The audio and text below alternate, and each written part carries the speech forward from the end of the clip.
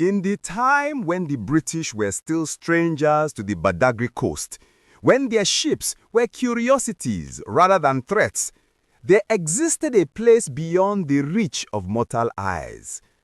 Olokun's palace lay in the depths where sunlight fades to memory, where pressure would crush human bones to powder, where the boundary between water and spirit becomes meaningless. Here, in this cathedral of living coral and ancient stone, the owner of the sea maintained the rhythms that mortals above took for granted. Olokun, neither father nor mother, but both and neither, wearing forms as fluid as the currents themselves, moved through their domain with the patience of eternity. Today, they appeared vast and dark as the abyssal depths, their form shifting between masculine solidity and feminine grace, crowned with living coral that pulsed with soft light. Cowrie shells adorned their body like stars, and their eyes held the accumulated wisdom of watching civilizations rise and fall like tides. Before them, a great whale hung suspended in the water, old and tired from its long migration. "Easy now, ancient one," Olokun murmured, their voice like waves on rocks, patient and eternal. They placed a hand, sometimes solid, sometimes flowing like water itself, against the whale's scarred hide. "Your journey is almost complete, just a few more miles to the warm waters. Your grandchildren wait for you there."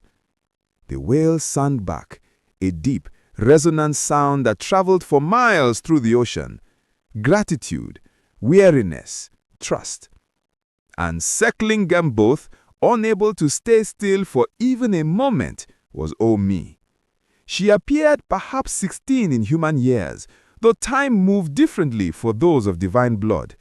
Her true form was a marvel, skin that shimmered with iridescent patterns like oil on water, shifting between deep blue and green and silver with each movement. Her eyes were the most unsettling feature. They held no fixed color, instead flowing like water itself, sometimes reflecting light like the surface, sometimes dark as the deepest trench. Her hair moved as if underwater, even in still currents, decorated with small shells and bits of sea glass she had collected. Subtle scale patterns traced along her shoulders, down her spine, and at her temples, marking her as something other than human. Why do whales sing across such distances? What are they saying? Is it language like humans use, or something else? Can they understand us? Can we understand them if we really try? Olokun smiled, or at least the water around them grew warmer, which was their equivalent. They sing of where they have been, where they are going, and who swims beside them. Not so different from your human storytellers who gather in the markets at sunset, weaving tales of ancestors and heroes. Omi stopped swimming, floating still for once. "But I am not human." "Not fully." The words carried more weight than they should. Olokun had heard this complaint before, growing more frequent as Omi aged into her power and her questions. "No, little drop," Olokun said gently, guiding the whale with a subtle current. "You are the place where the river meets the sea. Neither one nor the other, both." "I hate that." The words burst out with more force than intended. "Why can't I be one thing? Why did my mother have to die? Why did you—" She cut herself off, but the question hung in the water between them like blood in the current. Olokun released the whale with a final blessing, watching it swim slowly towards the distant warmth it sought. When they turned to Omi, their form had shifted to something smaller, more humanoid, though no less powerful. "Your mother, the priestess Ayoka, chose to bring you into being knowing it would end her mortal life," Olokun said, and there was something in their voice that might have been grief, though gods process such emotions differently from mortals. She chose you over herself. That is love, Omi, the kind that transforms everything it touches. I wish I could have known her. You carry her in every breath. She was of the water too, the rivers, the rain, the lagoons. She knew me long before you were conceived. She tended my shrines, poured libations, danced the sacred dances. She wanted you to know both worlds, to walk on land as she did, but swim in the depths with me, to be the bridge between mortals and the divine. Some bridge. Mortals can't see me in this form without going mad, and the other Orishas think I'm strange. Yemoja won't even let me near her rivers anymore after you tried to drown those raiders who were stealing children from the riverside villages. Olokun finished. Yes, I heard about that. They deserved it. Perhaps, but it was not your place to decide. Omi whirled in the water, her hair swirling around her like angry serpents. That's what everyone keeps saying. Not your place, not your concern, not your business. But if I can help, and I don't, and I just as bad as... She stopped suddenly, her body going rigid, her eyes unfocused, looking at something far away. Oh me, what is it, child? Wait! Her voice was distant, hollow. Do you taste that? Olokun extended her senses, tasting the currents that flow through their domain. Taste what? The water. It's wrong. Like bile, like fear, like... She turned slowly, orienting towards something leagues away. Without waiting for permission, she shot up through the water, her form becoming more streamlined, more urgent. Oh me! Olokun called after her, their voice carrying the weight of command. The surface world, its troubles are not. But she was already gone, ascending toward the world of air and light and ships that carried terrible cargo, more than gold. Olokun remained in the depths, alone now, save for the small bioluminescent creatures that drifted through their palace. They had known this day would come. Had known from the moment they agreed to lie with the priestess Ayoka, from the moment they felt the child quickening in her womb, that they were creating something that could not accept the neutrality that defined the Orishas. She has too much of her mother in her, they murmured to the empty water. Too much love, too much fire, too much humanity. Above, Omi was learning truths that would change everything. The first thing Omi noticed when she broke the surface was the smell. Even through the salt air and the wind carrying scents from the distant shore, it reached her. Human waste, disease, rotting flesh, and something else, something that made her divine senses recoil. It was the smell of suffering so profound it had become a physical presence. The ship sat low in the water, heavy with its cargo. The Sao Miguel, though Omi couldn't read the Portuguese letters carved into its bow. It was massive by the standards of the coastal vessels she had seen before.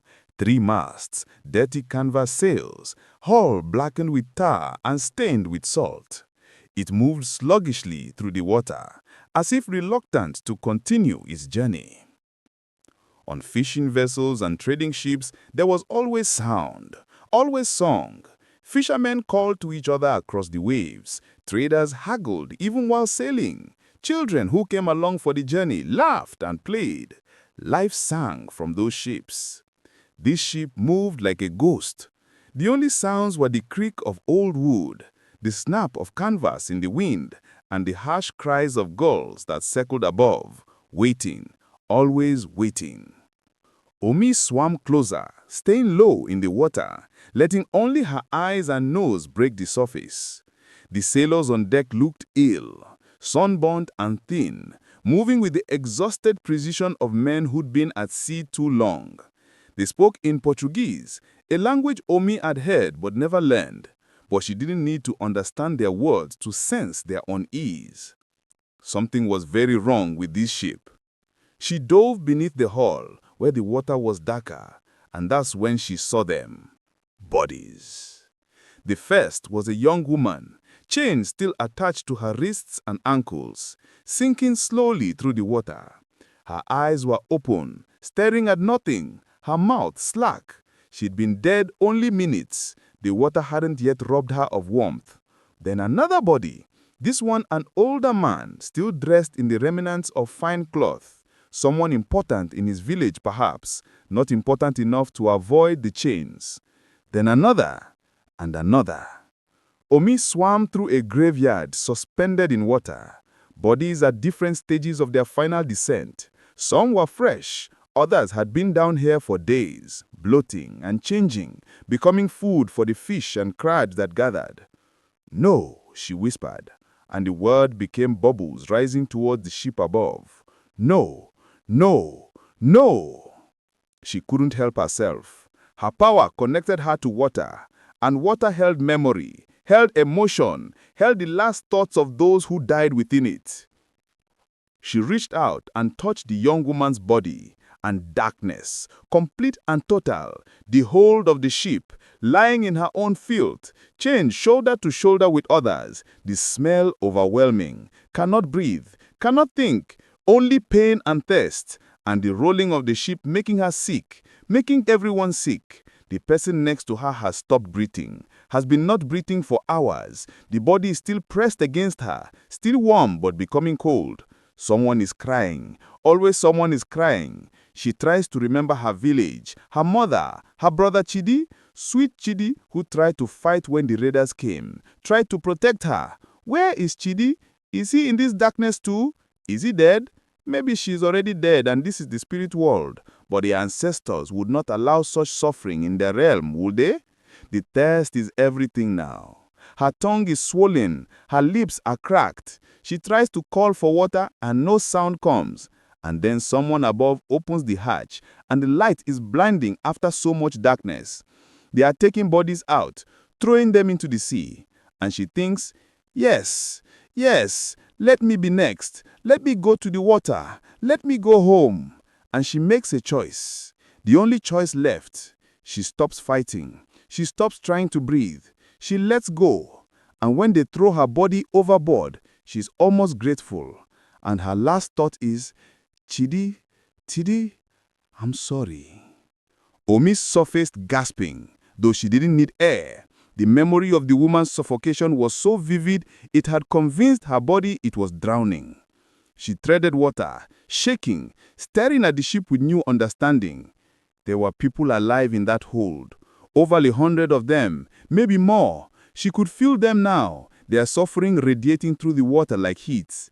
Children, elders, warriors, farmers, mothers, fathers, people who had names and lives and families who would never know what happened to them. And the ship was taking them away, across the great ocean to lands Omi had only heard about in stories, taking them to lives of bondage and suffering if they survived the journey at all. Rage, pure and hot and righteous, flooded through her. Her eyes began to glow, bright as bioluminescent plankton. The water around her started to churn, responding to her emotion. She could sink this ship right now, pull it down into the depths, break it apart, free those people. Some would drown, yes, but wasn't that better than what awaited them? They could die in these waters near their homeland, and their spirits would find their way to the ancestors. Better than dying in chains in some foreign land where no one would perform the proper rites. She raised her hands, gathering power, feeling the ocean respond to her will. The water began to rise, a wave forming. Omi. The voice stopped her cold, not spoken aloud, but carried through the water itself, resonating in her bones. Her parents' voice, Olokun's voice, a warning. She let the power dissipate. The wave collapsed back into the ocean, but the rage didn't leave her. It settled in her chest like a stone, heavy and cold.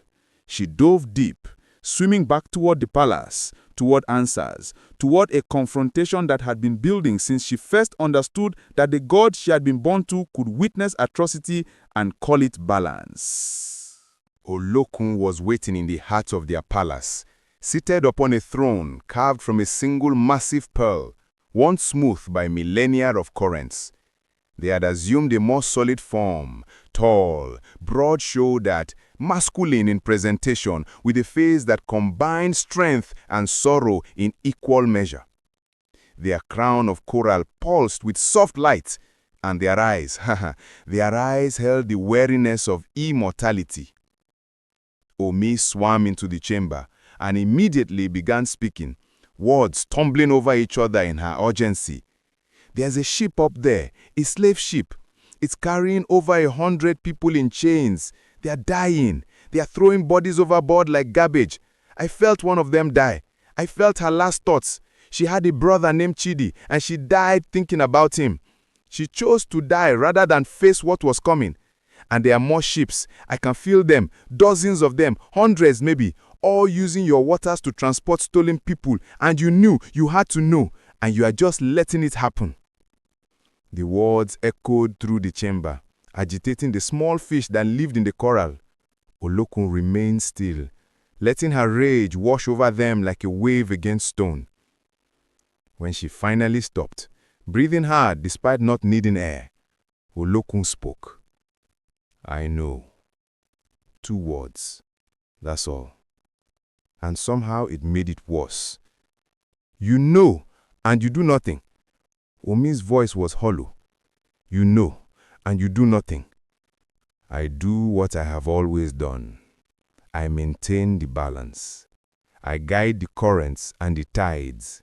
I ensure the ocean remains the ocean, that life within it flourishes, that the boundary between the physical and spiritual realm stays intact. I do not interfere in the affairs of mortals.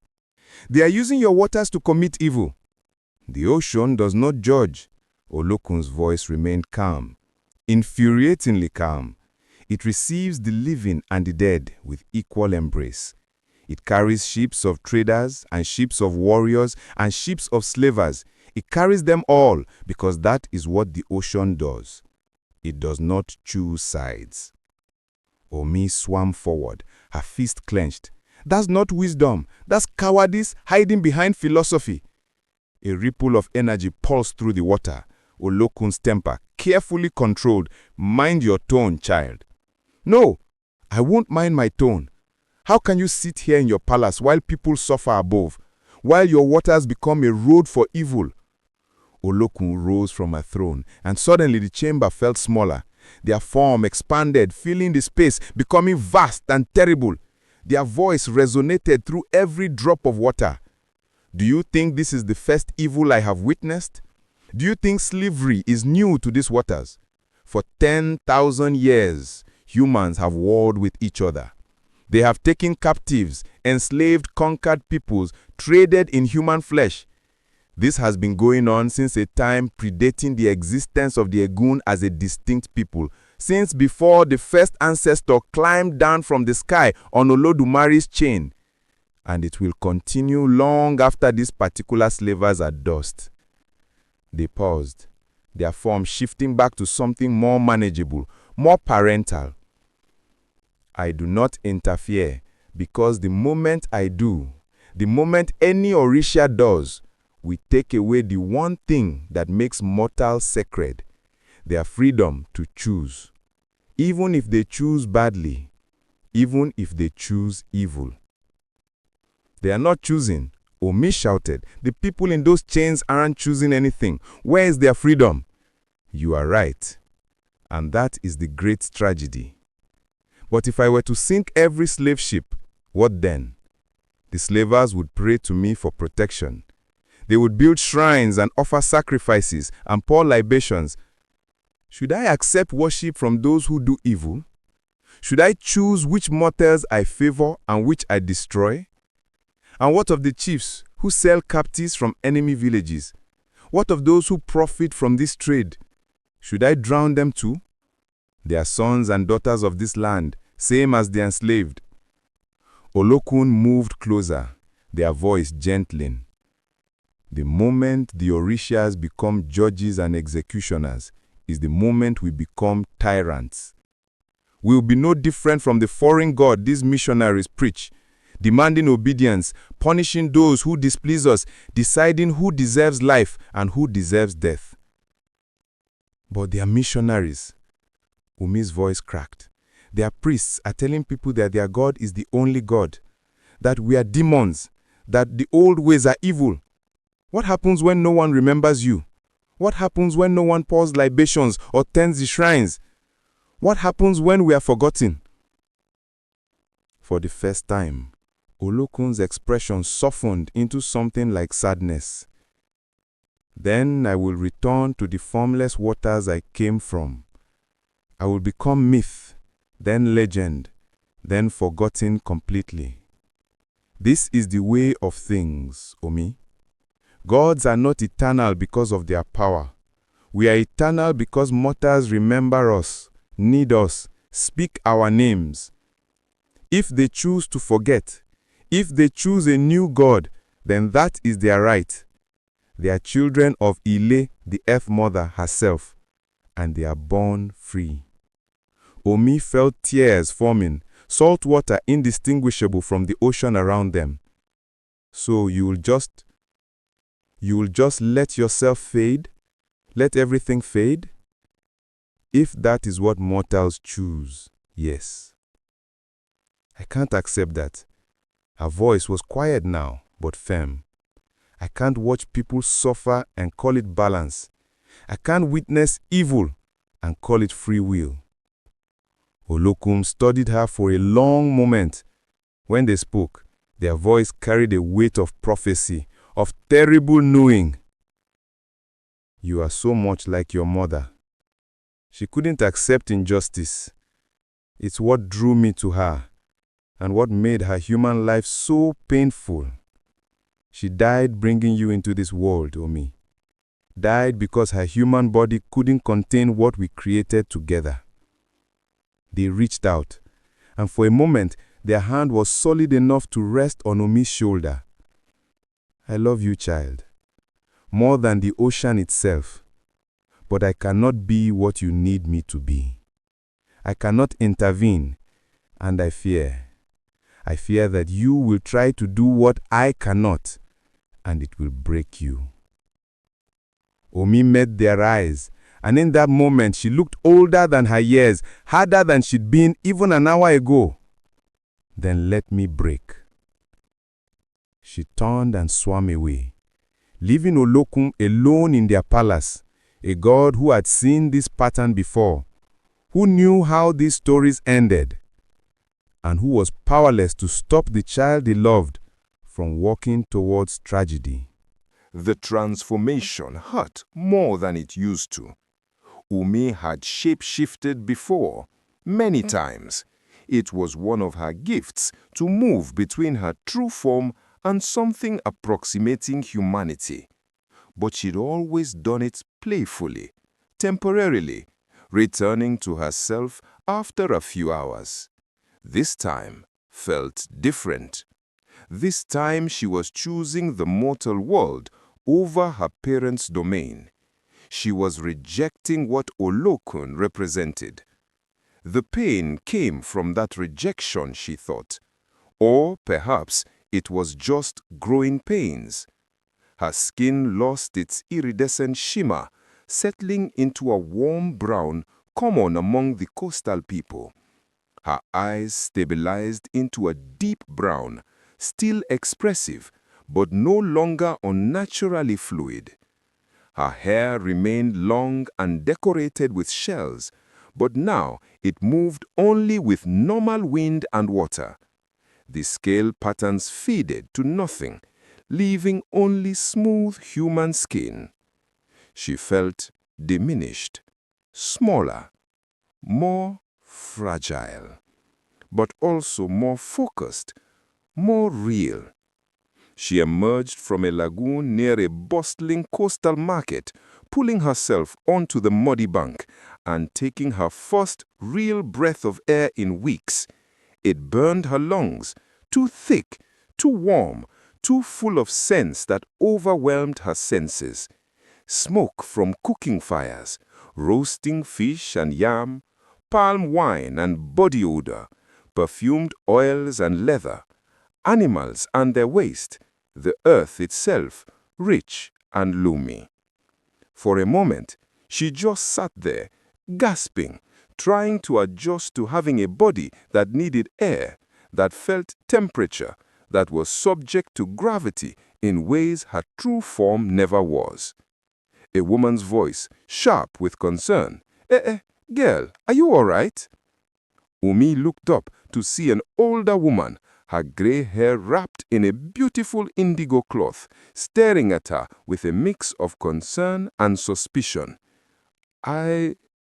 Umi's voice came out hoarse.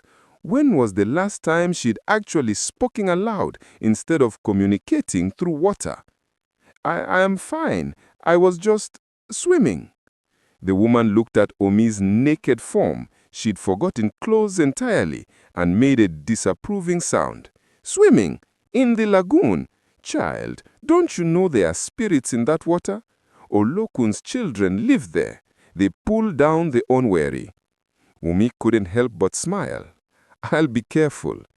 The woman shook her head, but pulled a cloth from her basket. Here, cover yourself before the men see. You have family in the market? No, I'm visiting from inland. The lie came easily, surprisingly so. She clearly didn't believe her, but was too polite to press. Well, stay out of the lagoon, especially at night. Strange things have been happening. Foreign ships in the harbor. White men walking around like they own the place. Bad energy in the water.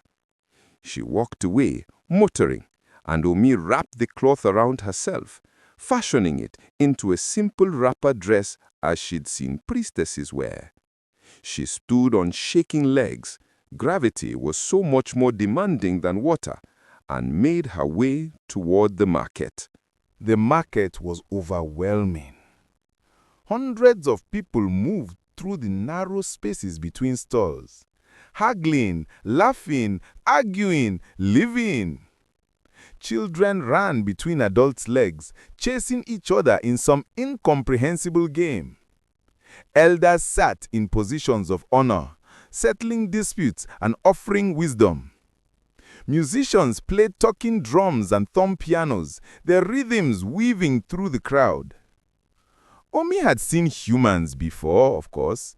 She'd watched from the water, had even walked among them briefly in her early youth. But she'd never been fully present like this. Never felt the heat of the sun on her skin.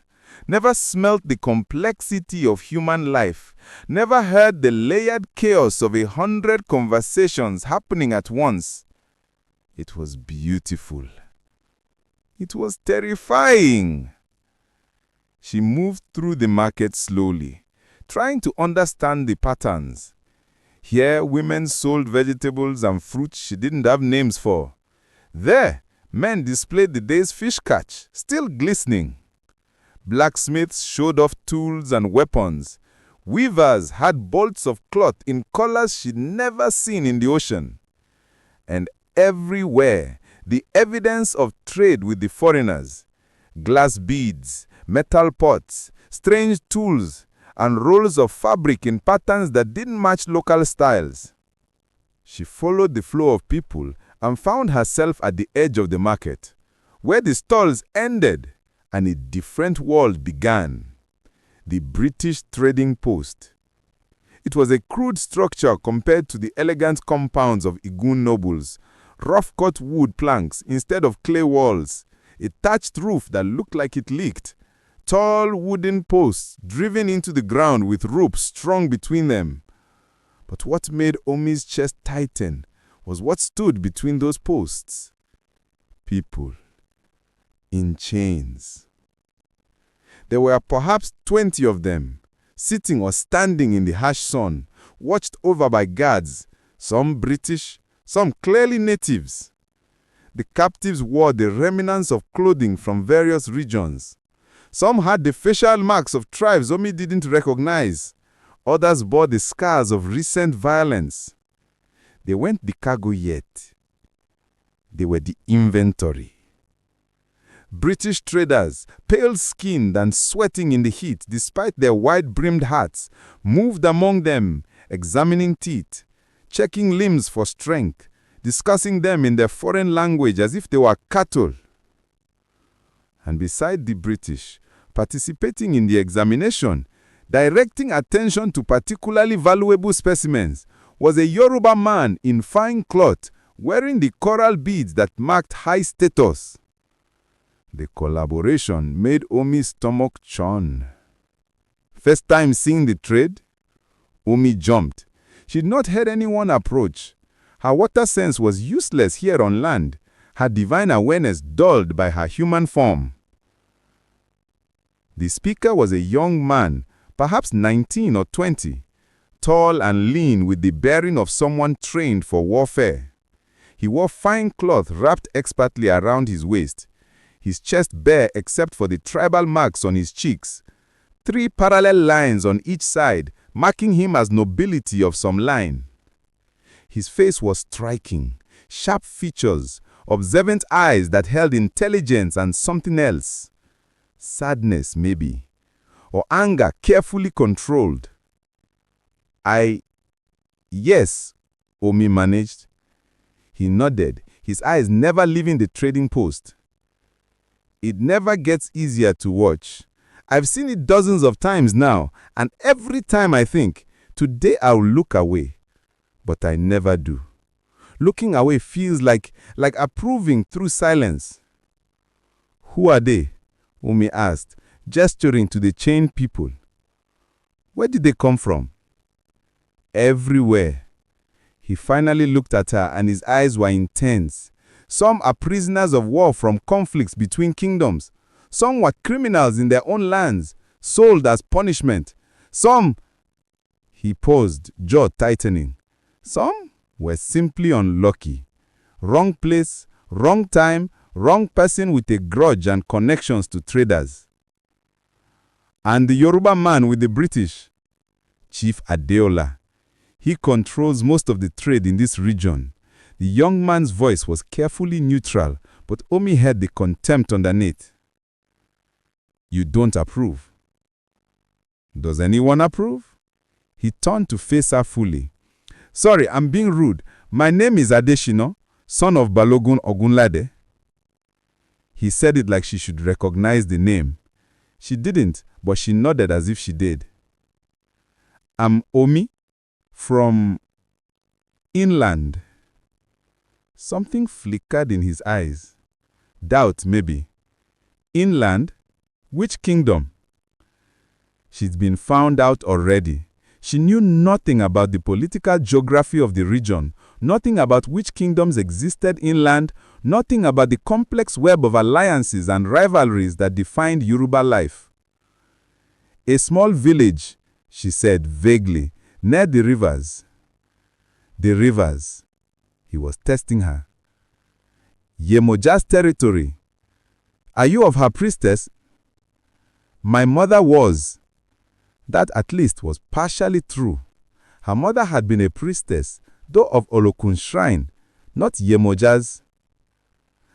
Adeshina studied her for another moment, then seemed to decide something. You are standing in a sacred grove, by the way. That's why I noticed you. This area is forbidden. The spirits of the ancestors live in these old trees. Omi looked around properly for the first time. She'd been so focused on the trading post that she hadn't noticed she was standing among massive Iroko trees, their roots thick as a man's torso, their branches creating a canopy that blocked the harsh sun. The air here was different, cooler, heavier with meaning. I didn't know. I'm sorry. Don't apologize to me. Apologize to them. He gestured to the trees, then smiled slightly. Though if they were angry, you'd already know. The ancestors are not subtle. There was something about him, Omi decided, an openness, a willingness to speak his mind even to a stranger. It was refreshing after her parents' careful philosophizing. The slave trade, she said, bringing the conversation back. Does everyone think it's normal? Acceptable?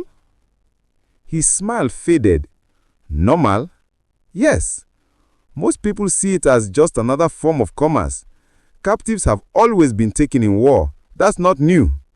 What's new is the scale. The foreigners want more than we've ever traded before. And they pay well. Chiefs grow rich. Warriors profit. Even farmers benefit from the goods that flood our markets in exchange. But you don't think it's acceptable. I didn't say that. You didn't have to. They stood in silence for a moment, watching the trading post from their shadowed grove. A child, maybe 7 years old, was pulled roughly to his feet by one of the guards. He was crying, calling for his mother in a language Omi almost recognized but not quite. My father, Adesina said quietly. Is Balogun Ogunlade? Do you know what a Balogun is? War chief. Yes, he leads our warriors in battle, defends our territory, expands it when necessary. He paused. And he sells the prisoners we take to men like Chief Adeola, who sell them to men like that British captain. Omi understood. You hate it. I don't know what I feel. He ran his hand over his hair, frustration evident. I honor my father. He's a great man, a hero to our people. He's kept us safe from rival kingdoms, from raiders. The wealth from the trade has made our kingdom strong. We have guns now, powder, metal tools. We can defend ourselves better than ever. But I watch that little girl cry for her mother, and I think about my own mother. I think about how I would feel if someone took her, chained her, sold her across the ocean. And I can't make it fit, the good and the evil of it. They are tangled together, and I can't separate them. Omi felt something shift in her chest. Understanding. Connection. What if they could be separated? She asked. Adesina looked at her sharply. What do you mean? What if someone interfered, freed the slaves, sank the ships, made the trade difficult, unprofitable? That's suicidal. The British have guns, cannons. The chiefs who profit from the trade have warriors. Anyone who tried would be hunted down and killed, or worse, sold themselves. But what if someone tried anyway? He studied her for a long moment, and she could see him reassessing everything about her strange accent, her presence in the secret groove, her dangerous questions. Why would a girl from an inland village care so much about coastal trade? Abby, maybe I have my reasons. Maybe you should be careful sharing those reasons with strangers. Maybe you should be careful answering questions from strangers in forbidden groves. Despite everything, he smiled. It transformed his face, made him look younger, less burdened. You are either very brave or very foolish, Omi from the inland rivers. Can't I be both? That's usually how brave people end up dead. A commotion from the trading post drew their attention. The British were loading their purchased cargo onto a small boat that would take them to the larger ship anchored in the harbor. The little girl was still crying, her voice carrying across the distance. Adesina's hands were clenched into fists. Omi noticed he did that a lot, made fists, then deliberately relaxed them, as if constantly fighting the urge to act. There's a gathering tonight, in the market square. Musicians, storytellers, food. It's ostensibly a celebration of the new trade agreements with the British. Really, it's an excuse for people to drink palm wine and complain about their lives. Why are you telling me this? because you seem like someone who needs to understand this place better, and because I'd like to talk more with someone who asks the same questions I do. Because I want to make sure you don't do anything foolish.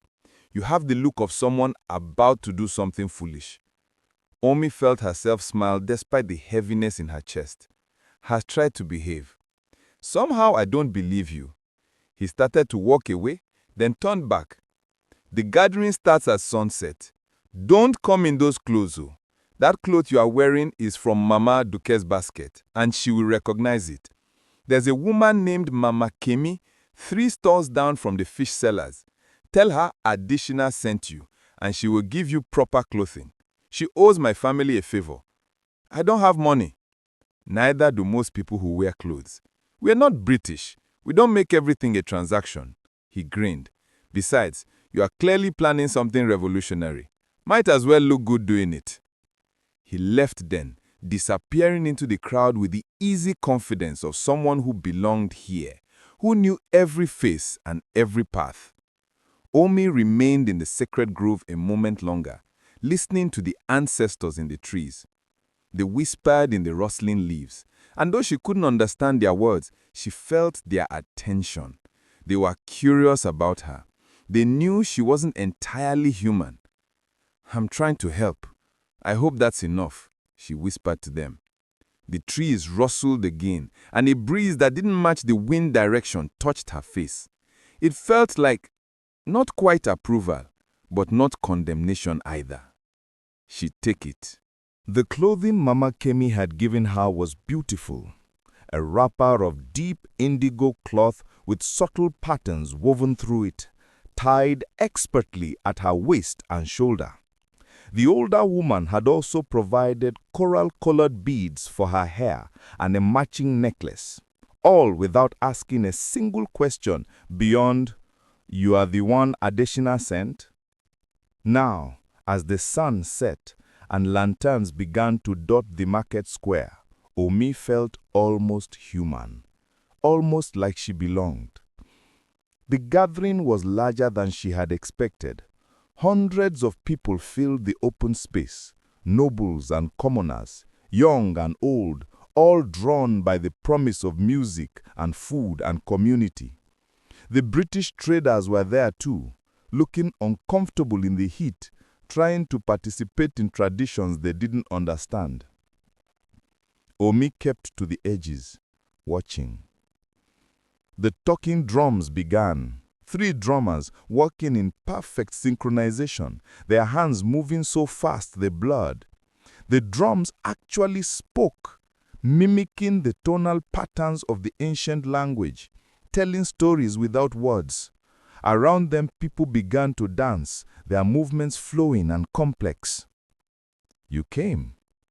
She turned to find Additional beside her, now dressed in finer cloth than before, his status as nobility clearly displayed. 2 other young people flanked him, a stocky young man with an easy smile, and a muscular young woman whose arms bore the scars of forge work. I knew you were serious about the invitation, Omi said. I am always serious about palm wine and complaining. He gestured to his companions. This is Femi, son of Adekunle the fisherman, and this is Yinka, daughter of Aganju. Femi grinned widely, his round face open and friendly. Any friend of Additional is welcome, though I have to say, I've never seen you around here before. Are you sure you are from an inland village? You have the look of someone touched by Yemoja, all that grace. Omi felt herself blush. She wasn't used to direct compliments. I've spent a lot of time in water. Clearly, Femi laughed. You should come fishing with us sometime. My father has the fastest boat on the coast. Well, second fastest, but we don't talk about the fastest because the man who owns it is an ass. Yinka rolled her eyes. Femi, you've known her for 10 seconds. Maybe let her breathe before you plan her entire social calendar. I'm being friendly. You are being Femi, which is not the same thing. Despite her nervousness, Omi found herself smiling. There was something infectious about their banter, the easy way they existed together. This was friendship, she realized, real human friendship, built over years of shared experience.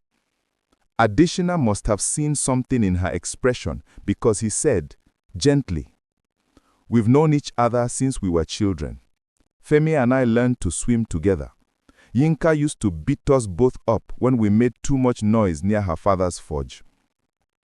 "I still beat you up when you are too loud, oh," she said. "I just use words instead of fists, more efficient." She's lying. She used words and fists last week when you implied that women shouldn't be blacksmiths, and you deserved both. Femi rubbed his jaw at the memory, but was still smiling. Fair. A fourth person approached, a young man, quieter than the others, with tribal marks she didn't recognize and eyes that held a deep sadness.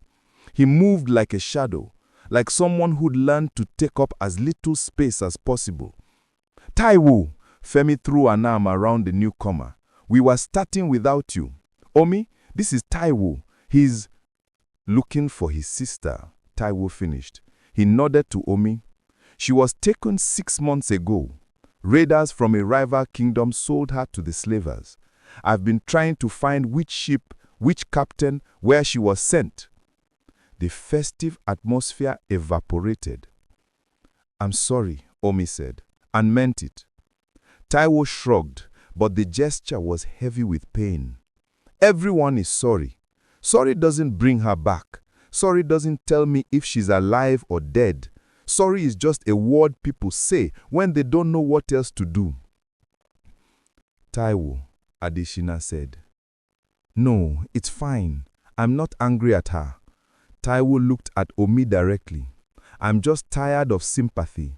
What I need is help, information, action. Adeshina says you are asking dangerous questions earlier, questions about interfering with the trade." The group went still. Even the music seemed to quieten, though that was probably Omi's imagination. "I was curious," Omi said. "Curious, or planning something." Taiwo's eyes were intense. "Taiwo, careful," Yinka warned. "We don't know her."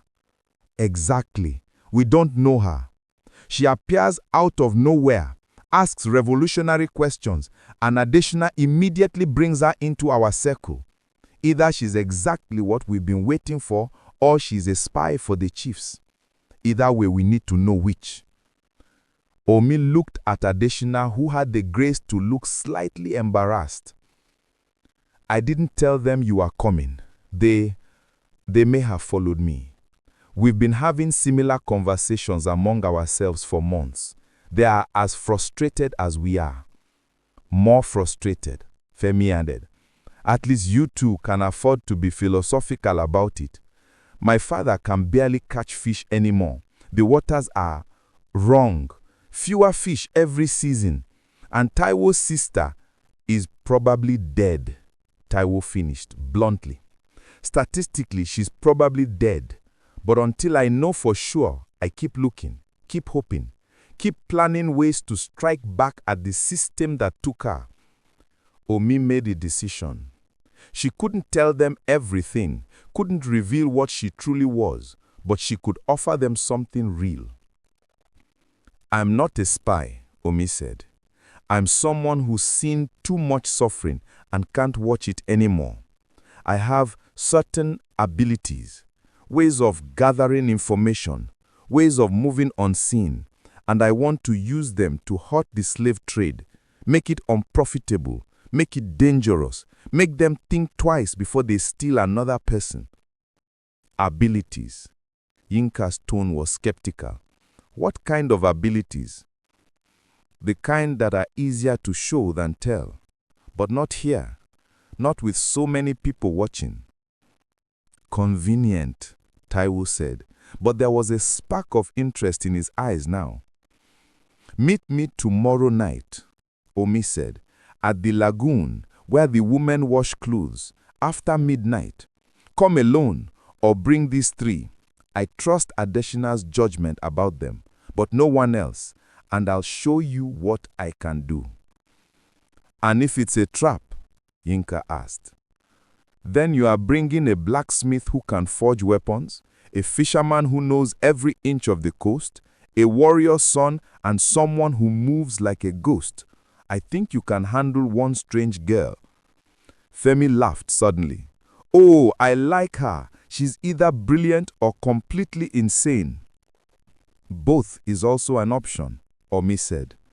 "Both is usually how the best stories begin," and there was something in his voice, approval, excitement, that made Omi's chest feel warm.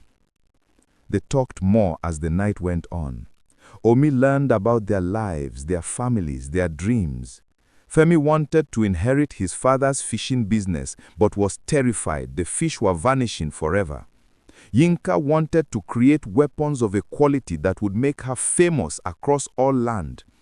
And Taiwo wanted only one thing: to find his twin sister Kehinde and bring her home, or at least learn what happened to her. "And Adeshina, what about you?" Femi asked, as they shared palm wine from a god. "What do you want, mysterious Omi from the inland rivers?" What did she want?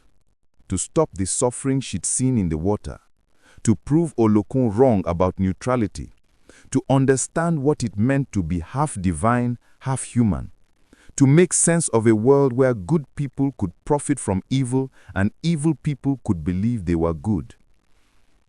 "I want the slave ships to stop sailing," she said simply. "All of them?" Femi's eyes were wide. That's ambitious." "Start with one," Taiwo said. "Then another. Then another. Make them afraid.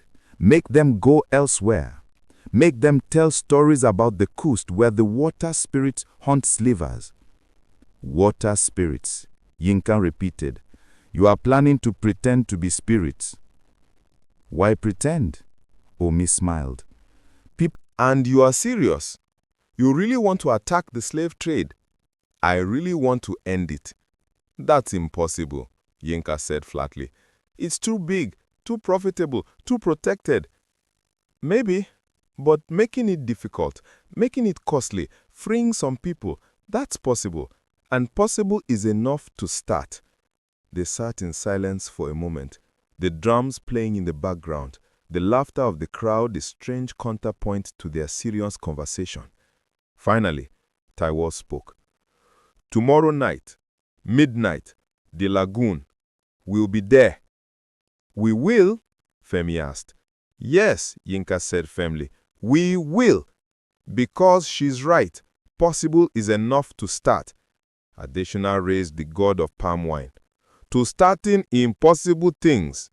They all drank, and Omi felt for the first time since leaving Olukun's palace like she wasn't alone. The days that followed the gathering blurred together in a mixture of learning and planning. Omi moved between her two forms, spending nights in the water, recovering her strength and gathering information through her connection to Olokun's domain, then transforming each morning to walk among humans, learning their ways. Adeshina became her guide to the human world. He showed her how to read the market's rhythms, which traders were trustworthy and which would sell information for coin. He taught her about the political structure, the complex web of chiefs and sub-chiefs, the alliances and rivalries that defined coastal life.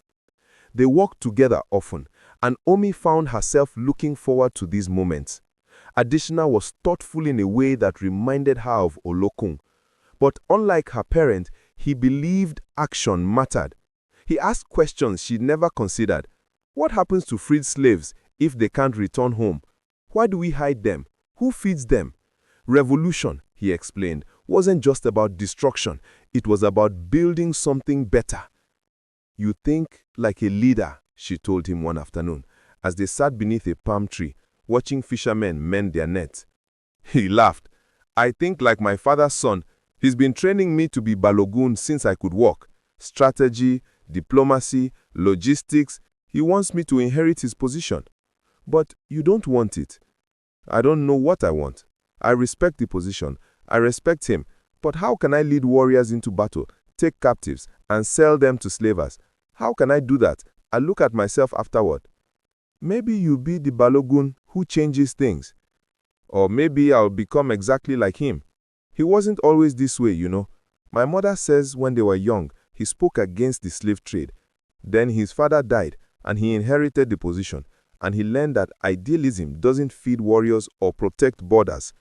The trade made us strong, made us safe, and somewhere along the way, he decided safety mattered more than conscience. Omi touched her hand without thinking. You are not your father. I am exactly my father, just 20 years younger and not yet broken by reality. Then don't break. Stay idealistic. Stay impossible. He looked at her then, really looked at her, and something passed between them. Something neither of them had words for yet. With Femi, everything was lighter. He insisted on teaching her about fishing, even though she knew more about fish than any human could possibly know. She let him explain anyway because his joy was infectious. The key, he said, standing in his father's boat and gesturing dramatically, is to read the water. See how it moves, the current, the ripples, the color. That tells you where the fish are schooling. Omi, who could sense every fish within a mile radius, nodded seriously. Fascinating. I know. My father taught me. He's the best fisherman on the coast. Well, except for Old Ajay, but we don't talk about him because he's my father's rival and it gets awkward. What happened between them? They both fell in love with the same woman, my mother. She chose my father. Ajayi never quite got over it. Now they compete over everything. Who catches more fish? Who has the faster boat? Whose son is more handsome? And who wins that competition? Me, obviously, though I am biased. Femi was easy to be around. He asked fewer probing questions than the others, content to simply enjoy her company. But Umi noticed the way he looked at her sometimes, longer than necessary, with an expression she was learning to recognize. Interest, attraction, hope. She should probably address it, make it clear she saw him as a friend and nothing more.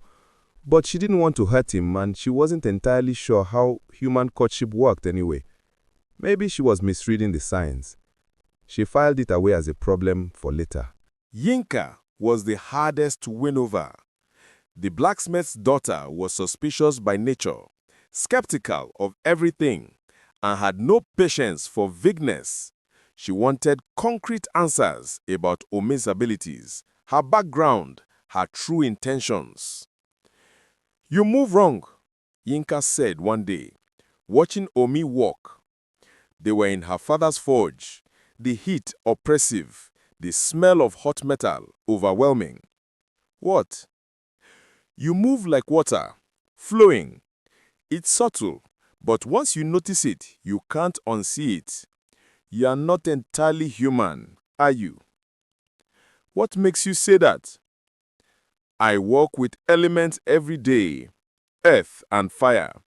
I understand how natural forces move, how they behave. You behave like water given human form. Yinka hammered a piece of glowing metal, each strike precise. I'm not saying I know what you are. Spirit, Orisha of spring, something else. Don't care honestly. What I care about is whether you're going to get my friends killed. I'm going to try very hard not to. Try isn't good enough. It's all like an offer. This is dangerous work we're planning. People might die. Yenka stopped hammering and looked at her directly. People are already dying. In the holds of ships. In foreign lands.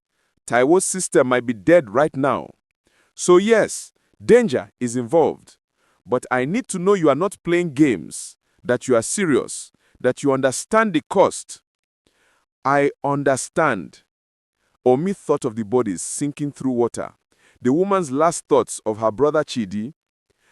I've seen the cost. I felt it. That's why I can't do nothing. Yinka studied her for a long moment, then nodded. Good. Then let's make sure you are equipped properly. You talk about attacking slavers. They have weapons. Guns, swords, knives. What do you have? My abilities. Which are... Water-based. I can manipulate it, control it, use it as a weapon. And away from water, I'm weaker. Then you need backup. Yinka pulled out several pieces of metal. Some already worked into rough blade shapes. I'll make you weapons, and the others. Compact, easy to hide, effective. Silver, if I can get it. That works on spirits and humans both. Not silver, Omi said quickly. Iron is fine. Steel is better, but not silver. Yinka's eyes narrowed. Silver hurts you. It disrupts my abilities. Interesting. Yinka made a note in the sand beside her forge. Good to know. What else hurts you? Prolonged separation from water, very hot fire, being too far inland. So you are vulnerable in exactly the situations where we are most likely to be fighting. Yes. And you still want to do this? I have to. Yinka returned to her hammering, but Omi could see the ghost of a smile. You're either incredibly brave or incredibly stupid. I haven't decided which yet, but I'll make you weapons anyway. From Yinka, that was practically a declaration of friendship. Taiwo was different from the others. Quieter, more focused. He didn't waste time on small talk or philosophical debates. He had one goal: find information about his sister. Omi helped him map the slave routes, using information she gathered from the water. She could sense ships passing, could feel the fear and despair of their cargo. She marked the routes on Taiwo's crude maps, noted which ships seemed to travel regularly, which captains came back again and again. This São Gabriel, she said one night, pointing to a mark on the map. Portuguese captain. He makes the run every 3 months. Takes people to a place called Brazil. Brazil. Taiwo repeated the foreign word carefully. That's across the ocean. Weeks of travel. More than a month, probably. And Keende, if she's there, then she's alive and living some kind of life. Maybe even a free life if she was fortunate enough to escape or be freed. Fortunate. That's one word for being stolen from home. I didn't mean... I know what you meant. Sorry. I'm not angry at you. I'm just tired. It's been 6 months. 6 months of searching, asking questions, piecing together fragments of information. And I'm no closer to knowing if she's alive or dead. What was she like? Omi asked gently. Keinde. His face softened. She was the brave one. I was born first, but she was always the leader. When we were children, and other kids bullied us for being different, she's the one who fought back. I was the one who ran. She protected me my whole life. And now you are trying to protect her? Too late too. I should have protected her when it mattered. When the raiders came, I hid, like I always did, like a coward. You were children. We were 17, old enough to fight. She fought. She was dragged away fighting, screaming, trying to get to me, and I hid in the bush like a mouse while rats carried away my other half. Omi didn't know what to say to that. What comfort could she offer? When we free people from the ships, Taiwo continued, I look at every face, every single one, hoping I'll see her, hoping against logic that she'll be there, and I can bring her home, and I can stop being half a person. We'll find her, Omi promised, knowing it was probably a lie, but unable to offer anything else. Or I'll die trying. Either way, at least I'll be trying. The lagoon was silver under the full moon, perfectly still, except where water bugs skated across the surface. The 4 humans stood on the muddy bank, watching Omi wading until the water reached her waist. So, what exactly are we about to witness? You're not going to drown us, right? Because I can swim, but I'd prefer not to demonstrate that tonight. No drowning, Omi promised. Just observation. I need you to understand what I can do before we plan anything serious. And what can you do? Yinka asked, arms crossed. Umi smiled. Then she let her human disguise slip. It wasn't dramatic. No explosion of light, no thunderous transformation. She simply stopped pretending. Her skin took on its true iridescent quality, shimmering with colors that had no name in human language. Her eyes shifted, becoming fluid, reflective, deep as the ocean. The scale patterns emerged along her shoulders and spine, catching moonlight. "Hey, wo," Taiwo breathed. "What are you?" "I am Omi, daughter of Olokun, half Orisha and half human. Child of the water and child of the land." Femi dropped to his knees. "We should be bowing, we should be—" "Don't," Omi said firmly. "Stand up, Femi. I'm not here as an Orisha, I'm here as a friend, someone who wants to help." "But your—" Adishino's voice was full of wonder. "You are divine. Why would you help mortals?" "Because I'm half mortal myself. Because my mother was human, and she died to bring me into this world, and I owe it to her memory to care about the people she came from." She paused. "And because I've seen what the slave trade does, I felt the suffering through the water. I can't unhear the cries of those who drown in chains. I can't unknow what I know." She raised her hands and the water responded. The lagoon began to glow with bioluminescent light. The water rose in impossible shapes, spirals and towers and flowing forms that defied gravity. Fish leapt in perfect synchronization, creating living patterns. The air filled with mist that sparkled like diamonds. "This is what I can do near water," Omi said, her voice carrying power now, resonating in their chests. "I can control it, shape it, use it as a weapon or a tool. I can sense emotions through water, fear, pain, joy. I can breathe underwater, swim faster than any mortal. I can heal, though not perfectly. And I can extend some of my protection to others." She gestured, and the water formed into a sphere the size of a peasant's head, floating in the air between them. "I can use this to attack, to defend, to scout, to rescue.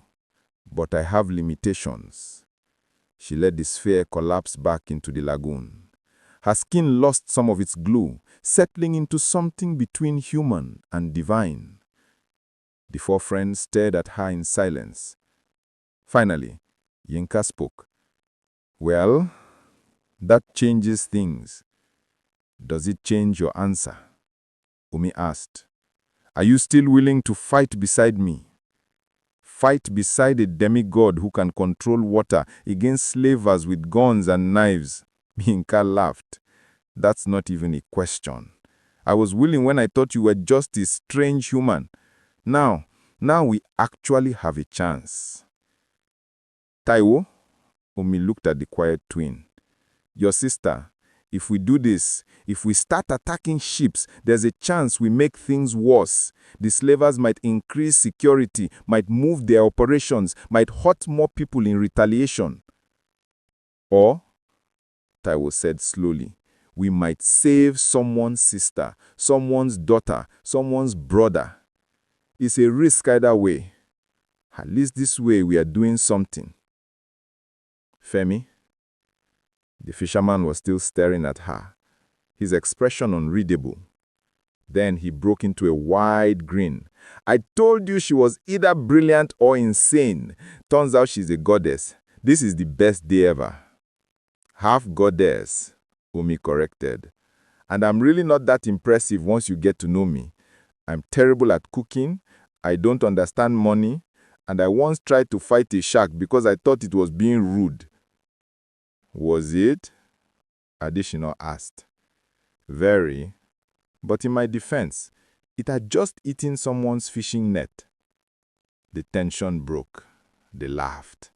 And it felt good, normal, human. Adishino approached the water's edge. "Show me something else, something personal. Not a demonstration of power, something that shows us who you are." Umi thought for a moment. Then, held out her hand. Water rose from the lagoon, forming into the shape of a woman in priestess robes, dancing, laughing, full of life. "This is my mother," Umi said. "Ayoka. I never met her. She died bringing me into this world, but Olokun shared memories with me. This is how she danced when she was happy." The water figure danced, graceful and joyful, then dissolved back into the lagoon. "She looks like you," Additional said, "in the human form you wear. I made it to honor her, to be like her, even though we never met." He stepped into the water, walking toward her until they were face to face. "Then let's honor her by finishing what you started. Let's make her proud." He held out his hand. Not a bow, not deference to divinity, an offer of partnership, of friendship, of something more, perhaps, though neither of them was ready to name it yet. Umi took his hand. His skin was warm against her cool touch, human, mortal, alive. "Ewo." "Together then," Umi said. The others joined them, wading into the water, forming a circle. "We need a name, Femi," declared. "All good warriors have a name, a reputation." "We are not warriors," Yinka pointed out. "Then freedom fighters, rebels, something." "Let them name us," Taiwo said. "Let the slavers give us a name."